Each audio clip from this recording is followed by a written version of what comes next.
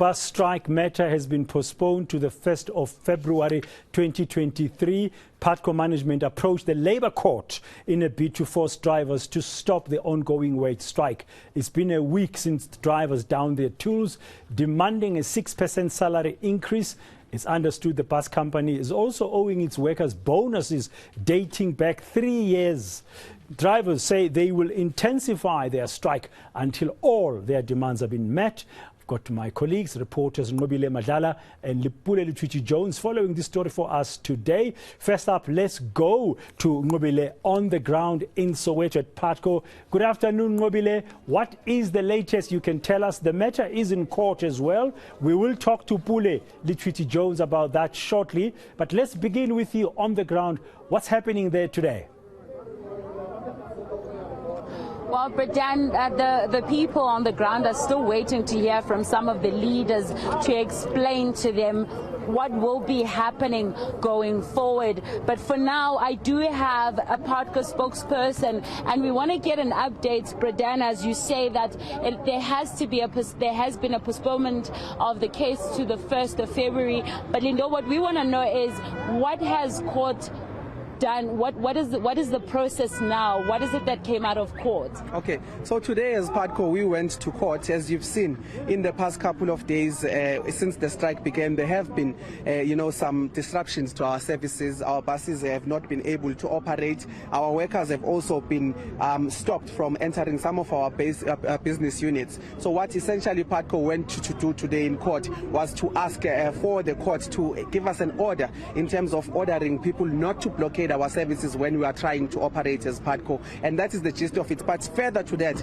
we were also there to ask the court for unions to clarify in terms of their stance on this. They have told us several times that this is an unled strike, that it's an unprotected strike, but they continue to try and speak to some of their workers, some of their members from those unions. So the unions as well have been ordered today to actually release a public statement distancing themselves away from the protest, but at the same time while they continue to try and engage with us. So that is the gist of the order today, to say that as Putco, while we are moving with our internal processes, we also went to court to try and have some sort of help in terms of the laws of this country so that we are able to operate. But what is the help that you're getting then? What is the way forward now?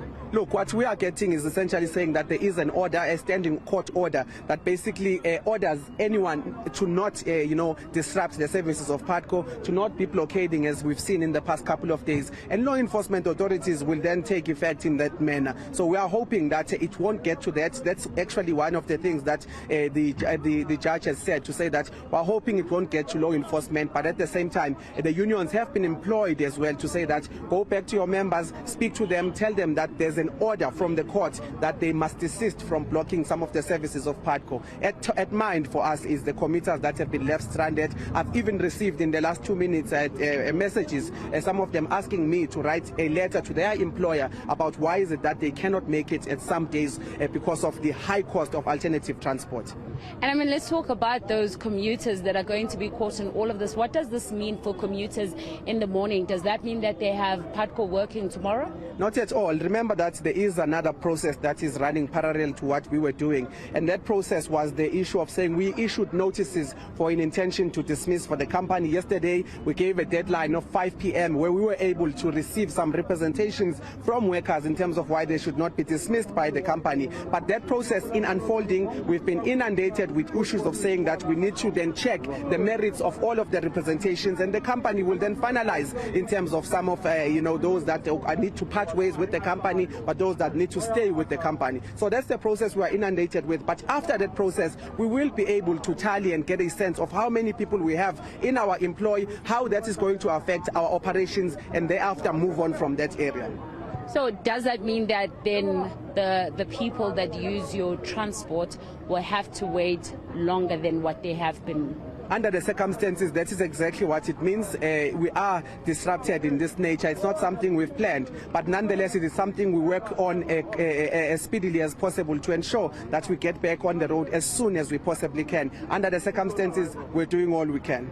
Well, NUMSA has also called out for the Department of Transport to stop subsidizing Putco, and they're saying that Putco people have, Putco officials have received quite a lump sum of money, yet they're not able to pay these people on the ground. What is Putco's stance to what NUMSA has asked the Department of Transport and reached out to, obviously, the Minister with regards to this? We welcome the call for the Department of Transport to intervene. Clearly, it's something that ourselves and the workers themselves, plus the unions, haven't been able to actually sort out on our own. So we would call as well for the Department of Transport, if they could assist us in any kind of way, to actually do that. But in terms of people getting bonuses and all of that, there was a meeting with a very a senior member of one of the unions yesterday. It broke down because of those accusations, and unfortunately when a Putco official rejected that, it was then that they had that impasse. So unfortunately at this stage, as much as we continue to try and engage with all those who are willing to sit down, it does seem that we always reach a deadlock. That is why we are saying, if NUMSA is calling for the Department of Transport to actually come to the party, we are certainly echoing that sentiment and saying that, come help us. It seems we've reached a deadlock in terms of negotiating among ourselves. Briefly, Lindo, if they're saying that, if you're saying the meeting broke down because of those allegations, would then the company be willing to open up and show that they did not use that much money to the minister? Well, the company has always opened their books, in a sense that we can't go to the bargaining council without opening those books. And once we open our books to the bargaining council, the labor court, they become public documents. So that is what we are saying. We've always been transparent, and if that is a need, surely the Department of Transport can't be a department we say we are closing our books to. So that is what we are saying. Thank you very much, Lindo Guhlekulu, spokesperson for Putco. Well, Britain, I want to bring in some of the people that are here, because from the moment when Lindo started speaking, they seemed like they were not happy with the outcome. So I want to bring in some of them to speak to us about the issues that they're facing and how they feel about this judgment. Baba ngizoqala nje la kuwena ngizokwena ngoba engazuthi bekuwena kade ungekho happy kakhulu. Uma ngasichazele nicabangani? Kahle la my sister la sicabanga ukuthi la kungasethe nje until isithole imali yethu. You understand? Because i-outcome asikayizwe ukuthi ithini outcome. Yanamhlanje. Kodwa u-spokesperson we-Putco useke wachaza ukuthi kuthiwa ke manje ningasabhlokha la, otherwise abantu laba bamaphoyisa kuzofanele ukuthi badile nama-issues aqhamukayo. Yeah, kungcono badila nawo because thina sizoyivala le gate because sifuna imali yethu yasikoloto mlungu. Since 2020, it's been 3 years now waiting our money, my sister. Ngeke sisebenze singathola imali, kungcono asixosha asinikeze imali yethu siphuma kanje. All right. Wena baba ngokwakho ubona ukuthi kufanele kwenzakaleni ke manje? Ngokwami ukubona sibona ukuthi asikwazi ukubuyela emsebenzini imali yethu singayitholanga. We are cross now ngoba sifuna imali yethu 2 years engasiniki imali yethu mlungu. Never ukusimove kule gate engasinikanga imali yethu. So noma ngabe icourt ithini kuyafana? Noba icourt ngathini kuyafana ngoba yena bribe court thina sinamali bribe court. No, Siyabong. Well, Prajan, you can hear that. Well, I'm going to bring in one of the gentlemen that also wants to speak. So, Baba, ngicela ube brief band. Ubaba ufuna ukuthini? Oh, kancane nje. Angathumela spokesperson athumele bani ngeke sibuye emsebenzini singafumana imali yethu. Elapha sisuka indawo yethu sonoka Putco la. Lokho phathi ngaphakathi lengeyethu indawo. Siyalokushinda isikhala la eSoweto.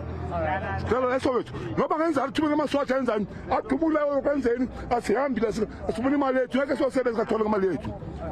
Ngeke sifrethele ngoba ngibana ngeke sifrethele thina. All right. Siyabonga. But posting thatha nonsense nje. Okay, so but you can hear there, Bradan, that the drivers are very angry. They want their money back, and they're saying that they're not going to move here. So now we've heard from Lindo Guhle that SAPS will be tasked with moving the people should they start any commotion, and this is the interdict that they were asking for. But the drivers are saying that they're not moving here until they have received the monies that they're looking for. And you'll remember that money relates to the bonuses as well as that increase that they've been asking for. Okay, thank you very much. Nqobile Madlala there, speaking to some of the drivers who are still outside the Putco depot at New Canada in Soweto, continuing with their unprotected strike, and also hearing the views of the spokesperson Linda Guhle. But now let's take you to court, or outside court. Pule Litwichi Jones at the Labour Court. We understand there was an application earlier, Pule, by Putco to try and stop this ongoing unprotected strike. What happened in the Labour Court, Pule?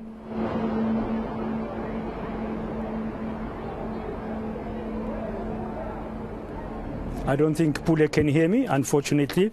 We'll have to try and talk to him a little bit later on.